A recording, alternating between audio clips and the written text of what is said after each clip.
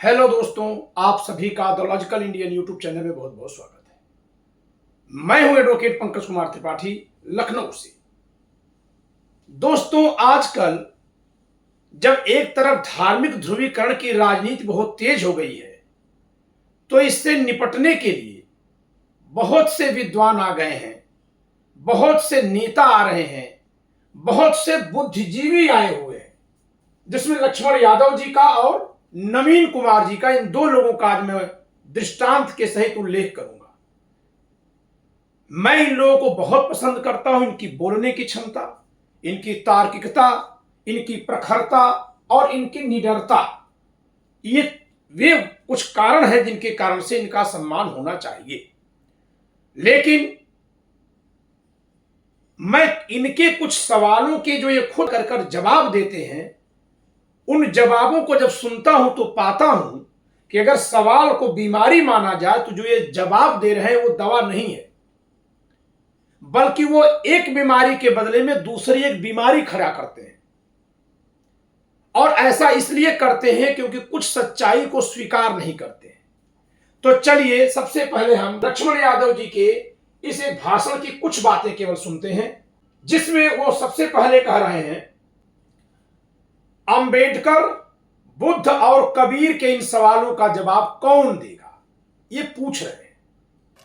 हमारी भावनाएं ये सवाल आपसे पूछती हैं, तथागत बुद्ध कौन थे, उन्होंने जो सवाल पूछा उसका जवाब कौन देगा। तो मैं इनसे पूछता हूं कि ये किसका जवाब है, और कौन है जो कबीर या अंबेडकर या गौतम बुद्ध के सवालों की जवाबदेही के लिए कहीं बैठा हुआ है। अगर संविधान उसका जवाब नहीं देता है तो और कौन देगा, आप बताइए। देश की व्यवस्था तो संविधान से चल रही है। तो हुजूर, आप कहां इशारा करते हैं कि कौन देगा? दरअसल इन लोगों का सारा इशारा जाति पर होता है, और ये जाति का जो इशारा है वो इतना ज्यादा खुला होता है, इतना खुला होता है कि एक जो सवर्ण समाज के लोग हैं उनको ये 100% गलत ठहरा देते हैं, लेकिन उन कारणों पर कभी चर्चा नहीं करते जिन कारणों पर सवर्ण समाज के अलावा शेष समाज को एक वर्ग में नहीं रखा गया, 3 वर्गों में रखा गया। तो अब मैं इनसे सवाल कर रहा हूं कि जब 85% लोग एक तरह के हैं और 15% ही केवल अलग हैं, तो संविधान में बाबा साहब ने, संविधान सभा ने एससी को अलग, एसटी को अलग और ओबीसी को अलग क्यों रखा? आप वर्तमान पर उत्तर दीजिए लक्ष्मण यादव जी, कि आप अंबेडकर जी के लिए जो वीडियो में कह रहे हैं, बाबा साहब भीमराव अंबेडकर जब स्कूल में पढ़ने गए तो वो कौन लोग थे जिन्होंने कहा था कि तुम्हारी जाति अछूत है और तुम्हें शिक्षा नहीं मिलेगी, और स्कूल से बाहर बिठा दिया? मैं जानना चाहता हूं क्या वो दूसरे धर्म के लोग थे? इस सवाल का जवाब कौन पूछेगा? और हमारे दलित पिछड़े आजकल डर गए हैं कि सही सवाल भी नहीं पूछ पाते, और हमारे दलित पिछड़े आजकल डर गए हैं कि सही सवाल भी नहीं पूछ पाते। आप इस बात का उत्तर भी साफ करिए, सिर्फ सवाल मत करिए। आप बताइए कि नवीन कुमार ने जो ये दिखाया है गुजरात के एक स्कूल की हकीकत, जहां की दलित महिला के भोजन बनाने पर रसोइया के रूप में ओबीसी परिवार के सैकड़ों बच्चे न केवल विरोध किए, बल्कि उनके माता पिता पुलिस में शिकायत दर्ज कराने चले गए। आज जो कहानी मैं आपको बताने जा रहा हूं, उसे देखने और सुनने के बाद आप बोल उठेंगे, पिछड़े कोई पंडित से कम है क्या? और जब मैं पिछड़ा बोल रहा हूं तो इसका मतलब है ओबीसी। पिछड़ों ने पंडितों को भी मात कर दिया है, और पंडितों को ही क्यों, पूरे सवर्ण को ही ले लीजिए, बाभनों को, भूमिहारों को, राजपूतों को, कायस्थों को। जी हां, ब्राह्मणवाद केवल ब्राह्मणों की बपौती नहीं है। पिछड़े और दलित भी ब्राह्मणवादी हो सकते हैं, बल्कि ब्राह्मणों से ज्यादा हो सकते हैं।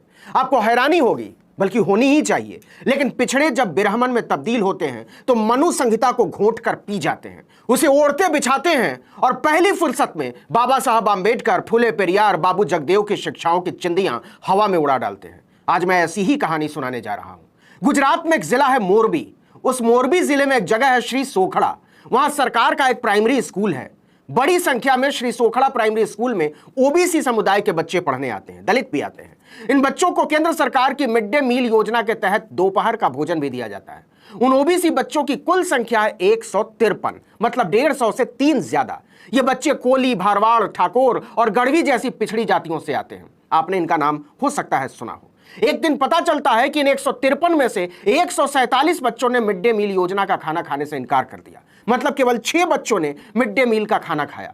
जब कारण का पता लगाया गया तो पता चला कि मिड डे मील का खाना पकाने वाली महिला दलित समुदाय से आती है और पिछड़े यानी ओबीसी दलित को अछूत मानते हैं। अपने बच्चों को वो उसके हाथ का खाना हुआ खाना तो क्या, पानी भी नहीं पीने देंगे। स्कूल का कहना है कि दलित समुदाय की धारा मकवाना को जून के महीने में पूरे नियम कायदे के तहत मिड डे मील बनाने का काम सौंपा गया, लेकिन जब ओबीसी बच्चों के मां बाप को इसकी खबर लगी तो वो आग बबूला हो गए। उनकी हिम्मत देखिए कि संविधान की धज्जी उड़ाने के बावजूद पुलिस के पास पहुंच गए कि हमारे बच्चे दलित औरत के हाथ का बना हुआ खाना नहीं खाएंगे, उसे काम से निकाल दिया जाए। पहले तो स्कूल वालों को लगा कि कुछ ही दिनों में मामला आया गया हो जाएगा, लेकिन अगले दिन जब 153 में से 147 बच्चे दोपहर के खाने के लिए बैठे ही नहीं तो हड़कंप मच गया। धारा मकवाना के पति गोपी मकवाना पिछड़े समुदाय के बच्चों के मां बाप के पास पहुंचे, हाथ जोड़ा कि ऐसा जुल्म मत कीजिए, हम भी तो इंसान हैं, हमारे बदन में भी आप ही की तरह लाल लहू दौड़ता है, हम भी मेहनत करके खाना खाने वाले लोग हैं, हमारे और आपके बीच अंतर कहाँ है, हम एक ही तरह के लोग हैं। इस पर पिछड़ों ने उन्हें घुड़कते हुए कहा कि कहाँ हम और कहाँ तुम, हमारे साथ तुम्हारा मेल नहीं हो सकता, हमारे बच्चे दलित के हाथ का बना खाना नहीं खाएंगे तो नहीं खाएंगे। स्कूल वालों ने भी समझाने की बहुत कोशिश की, लेकिन ओबीसी बच्चों ने खाना नहीं खाया। नतीजा धारा मकवाना का बनाया हुआ 150 बच्चों का खाना गटर में फेंक दिया गया। स्कूल की प्रिंसिपल बिंदिया रत्नोत्तर ने बताया कि इस मुद्दे पर स्कूल के अधिकारियों ने ओबीसी बच्चों के मां बाप के साथ 2 बैठकें की, लेकिन मां बाप अड़े रहे और अपना रुख बदलने से साफ इनकार कर दिया। प्रिंसिपल ने कहा, हम बच्चों को सिखा सकते हैं कि जातिवादी रवैया न रखें, सभी नागरिक चाहे वो किसी भी समुदाय से आते हों एक समान है, कोई भी अछूत नहीं है भारत में। लेकिन दुख की बात है कि ये हम उनके माता पिता को नहीं समझा पा रहे हैं। बाबा साहब भीमराव अंबेडकर जब स्कूल में पढ़ने गए तो वो कौन लोग थे जिन्होंने कहा था कि तुम्हारी जाति अछूत है और तुम्हें शिक्षा नहीं मिलेगी और स्कूल से बाहर बिठा दिया? मैं जानना चाहता हूं क्या वो दूसरे धर्म के लोग थे? इस सवाल का जवाब कौन पूछेगा? और हमारे दलित पिछड़े आजकल डर गए हैं कि सही सवाल भी नहीं पूछ पाते, और हमारे दलित पिछड़े आजकल डर गए हैं कि सही सवाल भी नहीं पूछ पाते। तो आप थोड़ा खुली बात करिए। मैं आपको कबीर मान ले रहा हूं, मैं आपको बुद्ध मान ले रहा हूं, मैं आपको अंबेडकर मान ले रहा हूं, लेकिन फिर छुपी बात मत करिए, क्योंकि एक बात दोस्तों मैं नंगी आंखों से देख रहा हूं कि धर्म के नाम पर जो जहर फैलाया जा रहा है, जो मुसलमानों के खिलाफ है, उसको उलट करके सवर्णों के खिलाफ जहर फैला पाना जातीयता के नाम पर संभव नहीं है, नहीं है, नहीं है। क्योंकि जितना गला फाड़ करके ये बोलेंगे और सीधे सवर्णों को केंद्रित करेंगे, उससे ज्यादा गला फाड़ कर मैं बोलूंगा और मैं धार्मिक नफरत फैलाने वालों को चिन्हित करके नाम लेकर बोलूंगा। मेरी आवाज वहां तक जाएगी। लेकिन इस नाते क्योंकि आप उस 85 में आते हैं, तो 35 वर्षों में क्या बदलाव किया गया? तो अब आप मेरे एक और सवाल का जवाब दे दीजिए कि इसी 85 के नारे पर सपा बसपा का उत्तर प्रदेश में गठबंधन हुआ था, फिर वो गठबंधन क्यों तोड़ दिया है आपने? तो आप केवल एक चौपाई उठा करके अगर उसको फेंकते हैं समाज में, तो एक प्रकारांतर से नफरत है। माफ करिएगा मेरे दर्शकों, मैं नफरत का विरोधी हूं, चाहे वो धर्म के नाम पर हो चाहे जात के नाम पर हो। आपसे मैं पूछना चाहता हूं कि जब गौतम बुद्ध के समय पर जाति नहीं थी, तो गौतम बुद्ध के द्वारा दिए गए बहुजन शब्द का अर्थ जातियों के गोलबंदी में कैसे किया जा रहा है? आप इस सवाल का जरा जवाब दीजिएगा लक्ष्मण यादव जी। आपके हर प्रखर मंच से उन्हीं केवल महापुरुषों का नाम आता है जो 85 कहे जाने वाले समाज में पैदा हुए थे। तो क्या आप ये मानते हैं कि 15% वाले समाज में कोई सुधारवादी नायक पैदा ही नहीं हुआ? माफ करिएगा, मैं तो कानून का वो भी प्राइवेट शिक्षक रहा हूं, स्वयं से कोचिंग चलाता हूं, लेकिन क्या मजाल है कि मेरी क्लास में कहीं किसी भी जाति धर्म के खिलाफ बात कोई कर पाए, सुन पाए, क्योंकि मैं ये मानता हूं कि हर जाति में हर तरह के लोग हैं और हर व्यक्ति में बहुत सारा स्वभाव और आचरण है जो समय के अनुसार बदलता है। तो फिर आप जब ये एक बार में पेंट लगा रहे हैं, तो इस समय भारत में एक आंदोलन चल रहा है, ब्राह्मणों को यूरेशिया भेजो, क्या उस पर भी आप सहमत हैं? और तो क्या आप ये मानते हैं कि ये ब्राह्मण बाद में अगर आए थे तो पुष्यमित्र शुंग कहां से ब्राह्मण निकला? ब्राह्मणवादी व्यवस्था पर जो गौतम बुद्ध ने खंडन किया, तो वो व्यवस्था कहां पहले से अस्तित्व में थी जिस पर कि गौतम बुद्ध ने खंडन किया? जरा इन कुछ सवालों के भी जवाब आपके मुंह से आए तो बड़ा अच्छा होगा। नहीं तो आप जो समाज में कह रहे हैं, सड़कों पर चौपालों पर सुनकर लोग ताली बजाते हैं लेकिन स्वीकार नहीं करते। एक तो मैंने नवीन कुमार जी के द्वारा की गई वो रिपोर्टिंग दिखा दी, और दूसरा मैं एकदम साफ कह दूं दोस्तों कि मेरी नजर में अखिलेश यादव का जो कद है, मेरी नजर में मुलायम सिंह यादव जी का वो कद नहीं है, नहीं है, नहीं है। एक तस्वीर मैं उनकी दिखाऊंगा। अतीक अहमद की वो कौन सी योग्यता थी जिसके घर में बैठकर मुलायम सिंह यादव जी उसके कुत्ते से हाथ मिला रहे थे? अतीक अहमद कोई समाज सुधार के लिए नहीं जाना जाता। आप इलाहाबाद में जाकर मुस्लिम बस्ती में पूछ लीजिए। तो ऐसे लोगों को हीरो बनाने वाले कौन थे? विजय मिश्रा भदोही से जो है, उन्होंने बलात्कार किया था एक ब्राह्मण लड़की का, उनको बचाने का काम मुलायम सिंह यादव ने किया था। आप कैसे बचाव दे सकते हैं? और अब चलिए, समाजवादी टांग देने से सब समाजवादी नहीं है। मैं अखिलेश से प्रेरित क्यों हूं इस पर भी बात करूंगा, लेकिन आपसे अब दूसरी बात पूछ रहा हूं कि जिस समय मुलायम सिंह यादव जी ने बलात्कारियों को बचाने के लिए बयान दिया था कि लड़के हैं गलती हो जाती है, जरा ये बताइए कि बलात्कार करने वाले और बलात्कार का शिकार होने वाले लोगों का डेटा एक दिन निकाल लीजिए और देखिए कि किस जात समाज के लड़के ज्यादा बलात्कार करते हैं और किस जात समाज की स्त्रियों के साथ ज्यादा बलात्कार होता है। आ जाएगा समझ में। कुछ और पता लगा लीजिए।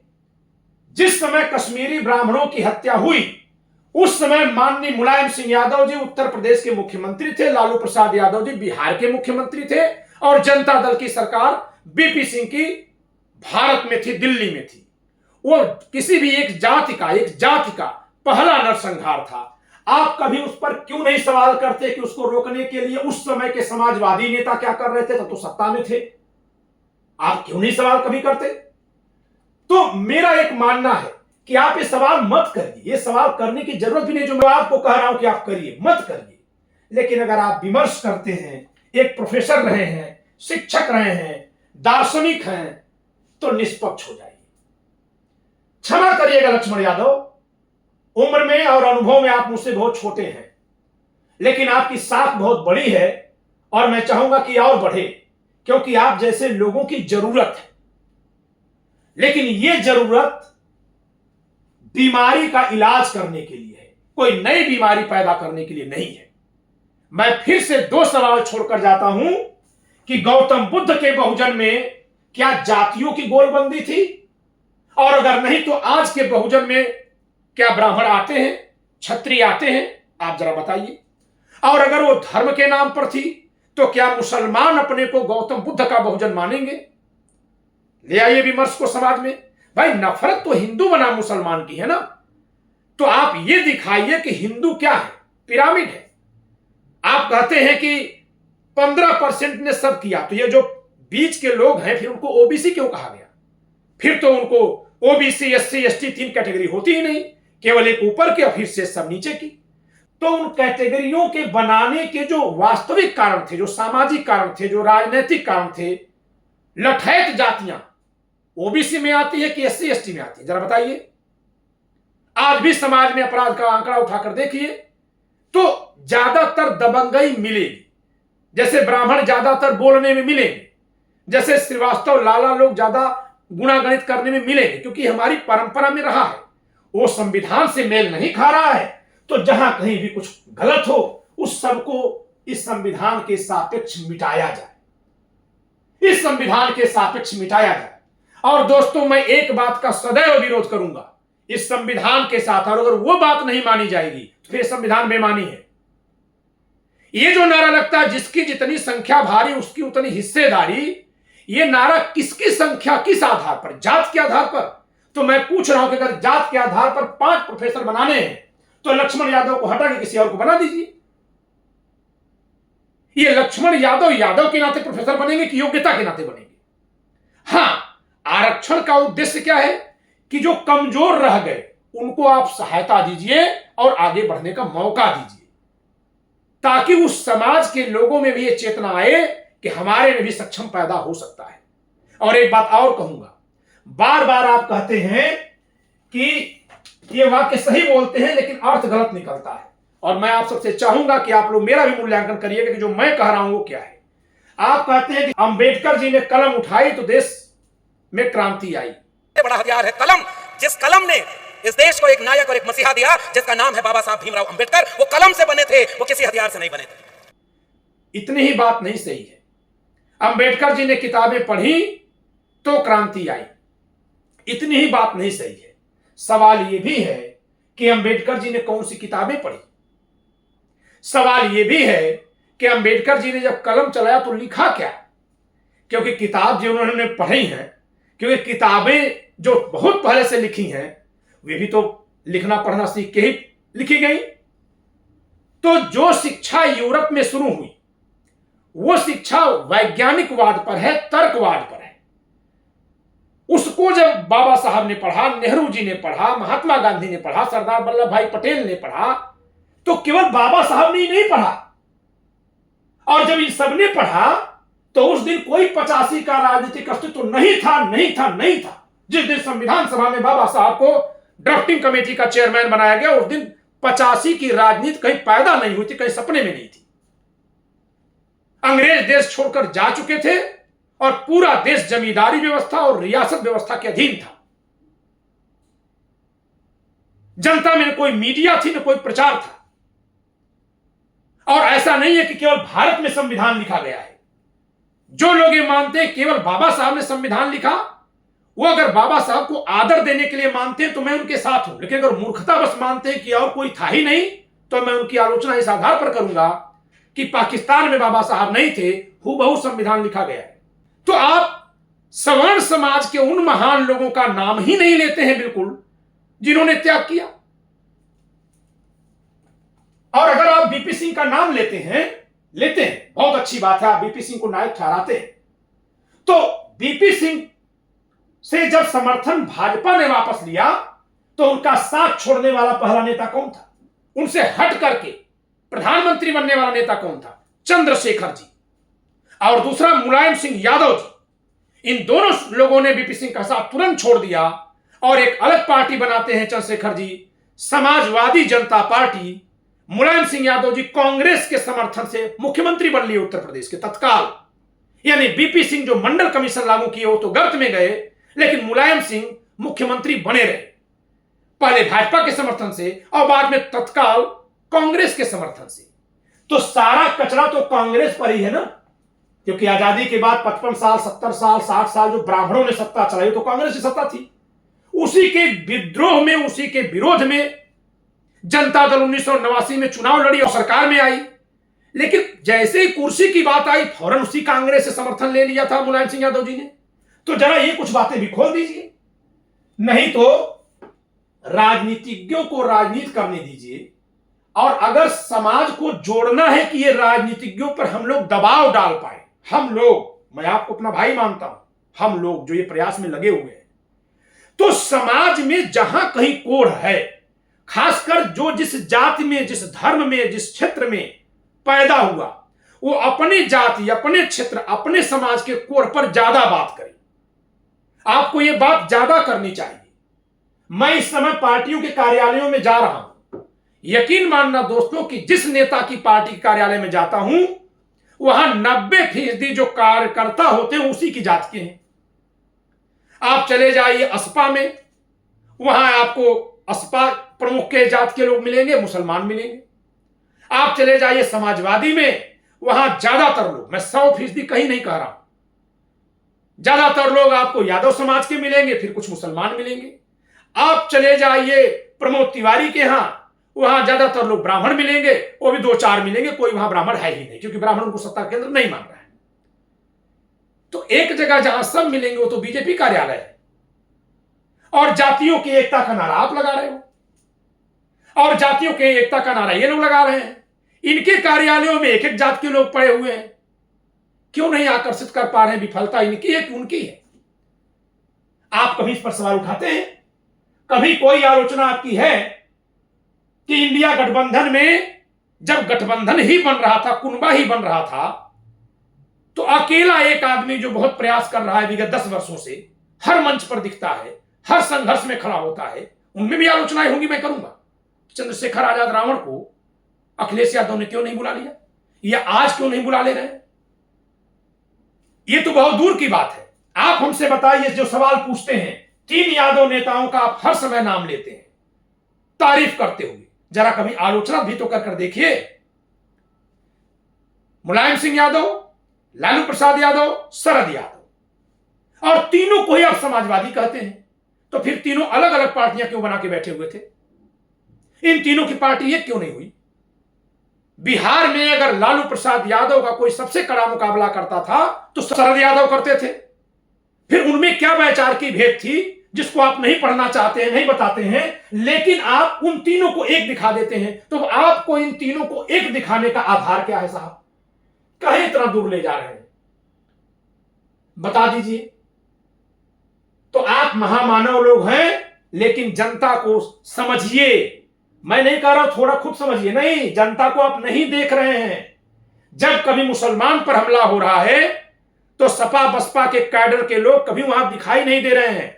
बहराइच में जो हुल्लड़ हो रहा था, जिसमें राम गोपाल मिश्रा छत पर चढ़ा, झंडा उखाड़ा और जिसके बाद गोली लगी, वो घटना भी जो उकसाने वाले लोग नीचे खड़े थे वो कौन से जात के थे?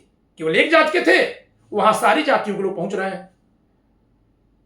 और दूसरे, जब वही भीड़ फिर जाकर के बहराइच के बेगुनाह मुसलमानों का घर जला रही थी, जिनके उस घटना स्थल से 2-2 किलोमीटर दूर घर है, उनके जब घर जला रही थी तो ये 85 वाले तो कहीं नहीं दिखे कि जाके आग बुझाते दिखे, या जैसे सुनने में आता ना कि लोग अपने घर में छुपा लिए दंगाइयों के आने पर, कहीं नहीं दिखा। तो 2 सवालों का जवाब दे दीजिएगा कि क्या बुद्ध के बहुजन में जातियों का समूह था, या बुद्ध के बहुजन में और बसपा के बहुजन में कोई अंतर है जिसे आज बहुजन लोग मानते हैं? और दूसरा ये कि क्या इन सवालों का जवाब अभी बाकी है? जब संविधान लिख लिया गया और अगर इनका जवाब संविधान नहीं देगा, संवैधानिक पदों पर जो बैठे हैं और जो कभी बैठे रहे वे लोग नहीं देंगे, तो फिर आप पूछ किससे रहे हैं? क्योंकि आपकी बात से एक संदेश दिखाई देता है कि आप ये सवाल सवर्णों की तरफ, खासकर ब्राह्मणों की तरफ उछालते हैं। तो दोस्तों, मैं एक बात स्पष्ट कर दूं कि मैं समतावादी हूं, मैं न्यायवादी हूं, मैं हर तरह के भेदभाव का विरोध करता हूं, और हर तरह के भेदभाव के विरोध में ब्राह्मणों के खिलाफ फैलाई गई अनावश्यक नफरत का भी विरोध किया जाएगा, वो चाहे किसी के भी खिलाफ फैलाई जाए। 26 नवंबर का समय आ रहा है, आप संविधान की प्रतियां मंगाइए और संविधान से ही सारे जवाब लीजिए, सारे जवाब संविधान से लीजिए, और कहीं कोई आपका जवाबदेह नहीं है। यहीं से इसके पीछे खड़े होइए, इसके सामने खड़े होइए, पीछे खड़े होकर इसको समर्थन और सामने से सवाल। ये बात लिखी है तो क्यों नहीं लागू हुई, और पीछे से ये बात लिखी है। ये नफरत का उपचार नफरत नहीं है, क्योंकि एक बात मैं स्पष्ट कर दूं, जब से धर्म और जात की राजनीति चली है, 90% सत्ता की बागडोर ओबीसी लोगों के हाथ में दी गई है। किया जाए सवाल, अगर 1950 से 1989 तक, 90 तक हर जगह ब्राह्मण छाए थे, तो 1989-90 से उत्तर भारत में तो कम से कम ओबीसी लोग हैं। फिर भी सवाल केवल ब्राह्मणों से? बिल्कुल करिए, उन ब्राह्मणों से करिए जो कुप्रथाओं को परंपरा मानकर आगे लेकर आ रहे हैं। लेकिन अगर आप सभी ब्राह्मणों से कर देंगे तो फिर वे ब्राह्मण कहां गए जिन्होंने सुधारात्मक आंदोलन चला करके संविधान स्वीकारोक्ति के लिए समाज को तैयार किया था? जिस दिन संविधान लिखा गया, जिस दिन लागू किया गया, जिस दिन रियासतें हटाई गई, जिस दिन जमींदारियां खत्म की गई, उस दिन कोई 85 नहीं था, उस दिन कहीं कोई इस तरह की बात नहीं थी समाज में, और न तो कोई दबाव था उस नेतृत्व के पास स्वयं अपने उनके विचार के अलावा। उनको आप नकारते जा रहे हैं सुनियोजित तरीके से, तो आप उनके हाथ की कठपुतली बनते हैं। जो लोग भी इस विचार के हैं, जो यहां परंपराओं के नाम पर पुरानी व्यवस्था कायम करना चाहते हैं। क्यों? क्योंकि जब आप ब्राह्मणों का अंध विरोध करेंगे तो उसमें जवाहरलाल नेहरू का भी विरोध होता है, उसमें राजा राममोहन राय का विरोध होता है, उसमें महादेव गोविंद रानाडे का विरोध होता है, उसमें रविंद्रनाथ टैगोर का विरोध होता है। बाल गंगाधर तिलक से अनावश्यक नफरत कुछ लोग करते हैं, लेकिन बाल गंगाधर तिलक ने कहा था छुआछूत के खिलाफ कि अगर भगवान भी छुआछूत माने तो मैं भगवान को नहीं मानूंगा। इस एक वाक्य के लिए ले आई उनको सामने। और एक बात और ध्यान दीजिएगा कि अगर आपके पैर में कांटे चुभे हैं तो आप आंसू बहाएंगे, आप रोएंगे, वो स्वाभाविक है। लेकिन अगर आपके पैर का कांटा देखकर कोई दूसरा रो रहा है तो आपसे बड़ा त्याग किया है। लेकिन अगर ऐसे त्याग मूर्तियों को समाप्त किया जा रहा है समाज से, तो फिर त्याग का आदर्श कौन होगा? फिर तो हर कोई अपने लिए लड़ेगा। फिर तो मैं कहूंगा कि अंबेडकर जी अपने समाज की पीड़ा के लिए लड़े थे। आप मुझे गाली दे रहे हो तो मुझे भी अपने समाज की चिंता करनी चाहिए। सरेआम यूट्यूब पर वीडियो के नीचे लिखा जाता है कि ब्राह्मण यूरेशिया भागो, भगा दिए जाएंगे। क्या इसका संज्ञान आपको नहीं है? क्या यह सही बात फैल रही है? क्या यह उसी तरह से नहीं है जैसे मुसलमानों पाकिस्तान जाओ? क्या मुसलमान पाकिस्तान जाओ का विरोध आप करते हैं तो यह नहीं करना है कि ब्राह्मण यूरेशिया भी नहीं जाएगा? तो यह करना हमारा फर्ज है। दोस्तों, इस वीडियो में इतना ही। मैं खरी खरी सुनाता हूं, सुनाता रहूंगा, क्योंकि बीमारी बहुत बड़ी दिख रही है। दवा केवल एक है, संविधान, और वो भी एकदम 100% निष्पक्षता और तटस्थता से। पीछे का जहर उठा करके फिल्म बनाकर दिखा देने से टिकट ले लो। इस देश में मैं फिर से याद दिला रहा हूं, सन 70 के दशक में जब धर्मेंद्र और अमिताभ बच्चन हीरो बन गए, आज वो कौन से स्वभाव के हैं ये सब लोग देख लिए। आज अमिताभ बच्चन का मूल चरित्र सामने आ गया ना। लेकिन फिल्म में जब लोग देखते हैं कि मजदूर बन करके वो किसी जमींदार की बेटी से मोहब्बत करता है और जीत लेता है, सब ताली पीटते हैं, सब ताली पीटते हैं। लेकिन हकीकत क्या थी? पैसा आपका टिकट बॉक्स के जरिए वहां गया, वो अमीर हो गए, उनका विचार तो नहीं बदला था। और दूसरी बात कि जो मजदूर फिल्म देख के खुश हुआ, खासकर दलित जात का युवक, वो जब पड़ोस में कहीं ओबीसी लड़की से भी अगर मिल लिया तो हत्या हुई। ब्राह्मण पर तो होती ही है, हत्या हुई। हरियाणा में जो ऑनर किलिंग होती है, पश्चिमी यूपी में ऑनर किलिंग होती है, आप आंकड़े उठाकर देख लीजिए। तो केवल कबीर के ही सवालों से सवाल मत करिए, वर्तमान पे लौटिए महोदय। और ये जो खाई आपके और आपसे नीचे वाली है, आपके नीचे यादव लगा है ना, तो यादव के नीचे वालों के और यादव के बीच में जो खाई है, इस पर आप सवाल उठाइए कि ये खाई कैसे बनी है। इसको मिटाने के लिए समाजवादियों ने क्या किया है अभी तक? सवाल आप उठाइएगा, अन्यथा बातें ऐसी ऐसी हम निकलेंगी कि समाज का कचरा साफ होगा और वो निकालनी पड़ेगी। दोस्तों, संविधान की किताब जिसको मंगानी है, नीचे दिए गए नंबर पर संपर्क करिए। इस वीडियो में इतना ही। खरी खरी वीडियो पसंद आए तो लाइक करिए, ना पसंद आए डिसलाइक करिए, बिल्कुल डिसलाइक करिए। मेरी बात ना पसंद आए 2 लाख गालियां भेजिए, कोई दिक्कत नहीं। जब हम गोलियों से नहीं डर रहे हैं तो गालियों से क्यों डरेंगे? दीजिए, जो जिसके पास होगा देगा, लेकिन बोला जाएगा वही जो सच है। जय संविधान।